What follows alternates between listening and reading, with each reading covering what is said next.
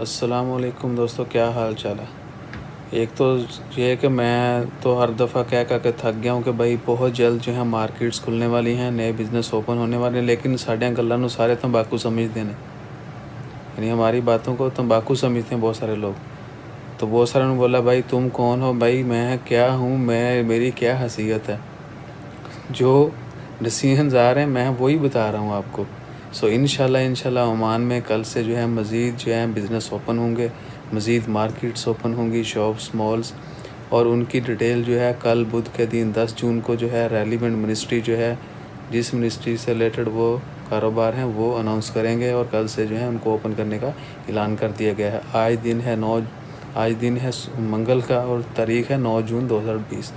کل 10 جون سے جو ہیں بہت ساری کمرشل ایکٹیویٹیز، بزنس، کاروبار جو ہیں دوبارہ سے کھولنے کا اعلان کیا جائے گا، اور ان کی ڈیٹیل بھی بتائی جائے گی کہ کون کون سے بزنس جو ہیں اوپن ہو رہے ہیں، کون کون سے جو ہیں ابھی نہیں ہوں گے۔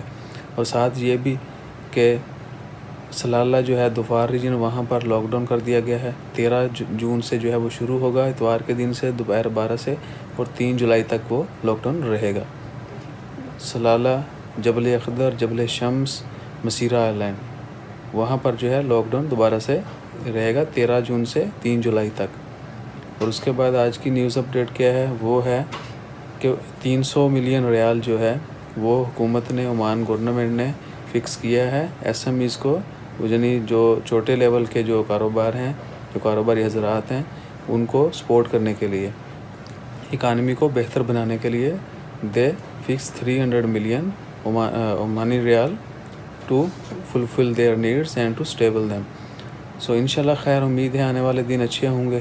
آج کا دن تو بیلنس رہا، ایک طرف وہ لاک ڈاؤن کا اعلان کر دیا گیا، دوسری طرف کہ مزید جو کاروبار ہیں وہ اوپن ہوں گے۔ انشاءاللہ خیر، دعا کریں اللہ تعالیٰ سب کی خیر کرے، دعاؤں میں یاد رکھیے گا، چینل کو ضرور سبسکرائب کیجیے گا۔ جزاک اللہ، اللہ حافظ۔